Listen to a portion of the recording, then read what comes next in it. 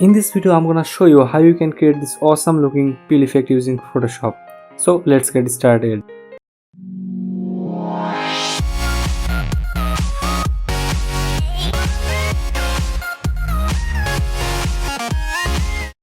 Assalamualaikum and welcome guys. I'm MD guys and you are watching Tech and Tech channel.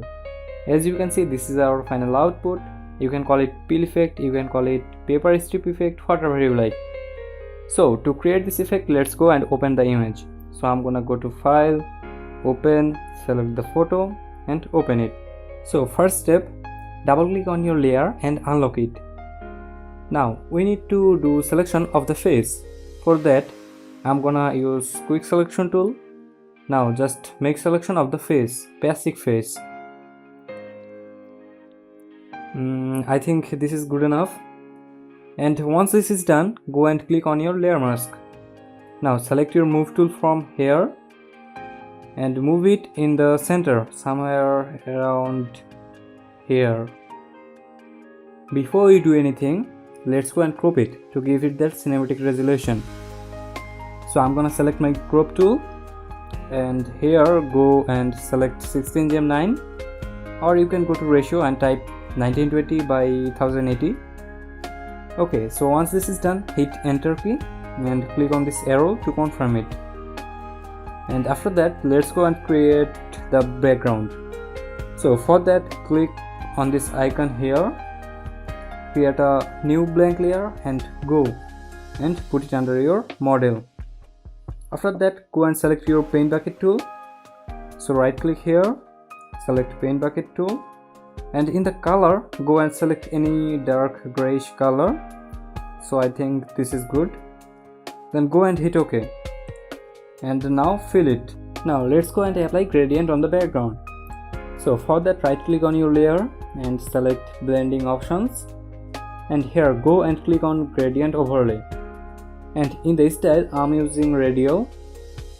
And in the gradient, I'm using my foreground to background. So we have this gray and white color as our gradient. So click on that, and in the blend mode, keep it soft light, and in the scale, go and make it all the way 150. Adjust it a little bit and reduce the opacity tiny bit. So this looks good. Then go and hit OK. Now let's go and create strips. But before you do that, make a copy of the face. So activate your layer 0, then press Ctrl J. So you have the copy. In case we scrub something, we don't have to do the selection again. So for now, grab this layer and put it under your background. We don't need it now. So activate your layer 0 where we will work. And first thing, go and select your lasso tool. Right click and select lasso. Now what we have to do is make strips with selection, and don't worry if it's not red, that will actually make it look like better.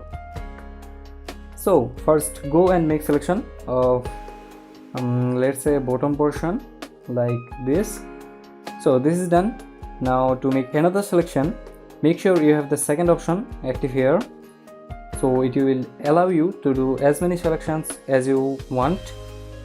Now I'm gonna go and make selections of the lip and yes teeth, and just letting you know that I'm also using mouse, so it is doable with mouse, not that difficult. And when you make the selections, I'm gonna go and first select lip, a little bit from the nose, one from the eye, then from forehead, so we can identify the person easily.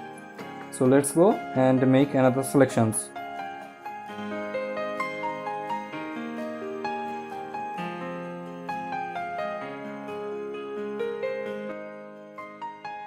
So the selection is done, but what we need to remove is actually outside of selection. So for that, go to select and then select inverse. So everything outside is selected. Then go and activate your layer mask here. And in the color, make sure you have black color on your foreground and then press Alt backspace. So that is done.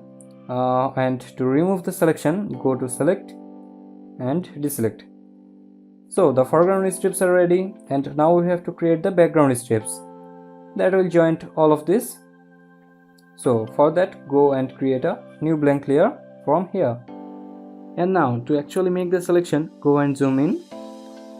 And the first, I will go and start from here randomly, and then join one point here, and don't release your mouse key when you do this thing. So I'm gonna go and now one thing from here. So create a shape something like this, and you have your selection. And I'm gonna do the same. I'm gonna go and start from the top corner of this one from here, and then I will join this line on the top corner of this one, then drag it down a little bit and draw it to right here, something like this. You just have to join corners from corner on every shape.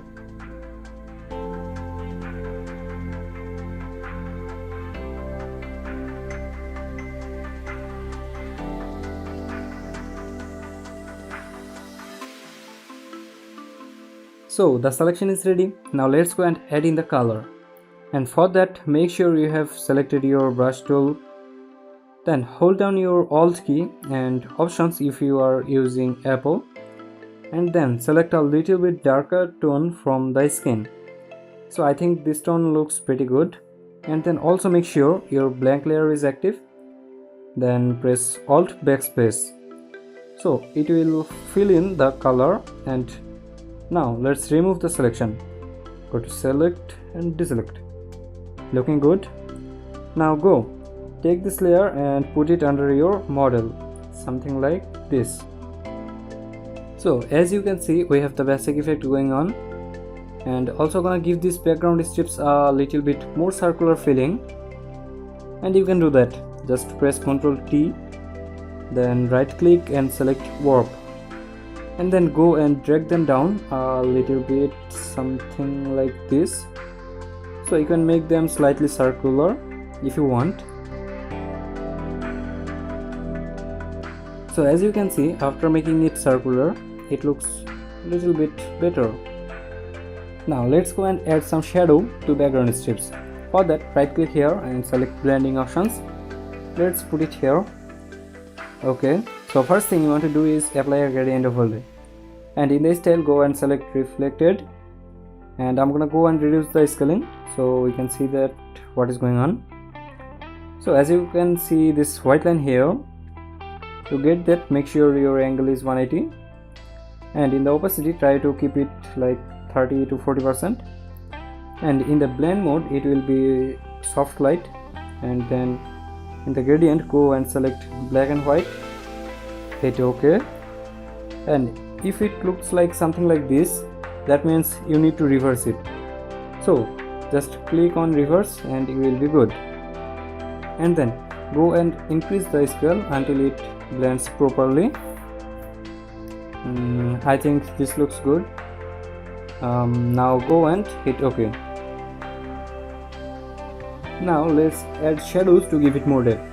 And for that, go and create new blank layer, and make sure that this layer is exactly on top of your background strips. And after that, first of all, double click and just rename it to shadows. And after that, before you do anything, right click and select create clipping mask. So now let's go and get a black color and make sure opacity is 50%. So now when I paint anything, it will stay on the background. So to paint it, make your brush a little bit bigger, right click and make sure hardness is 0%, so we have really soft shadows. Then go and start painting like this.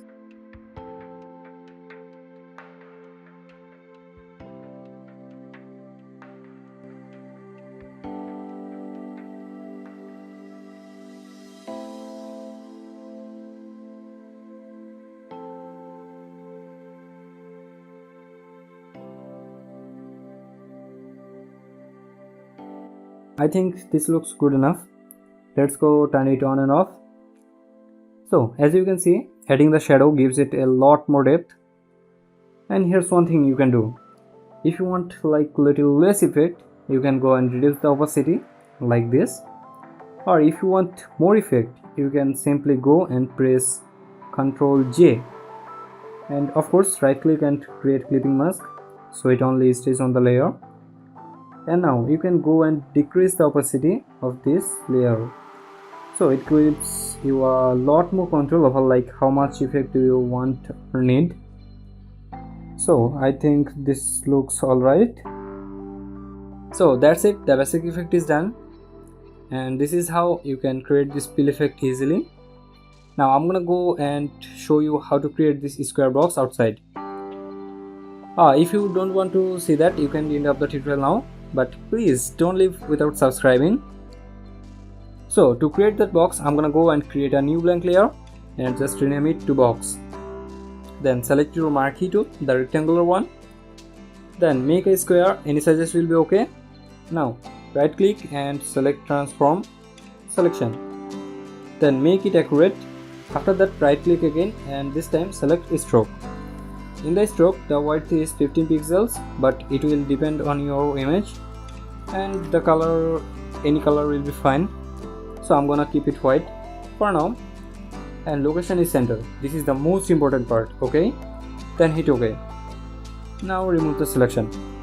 Now to erase the line, select it and press delete and delete.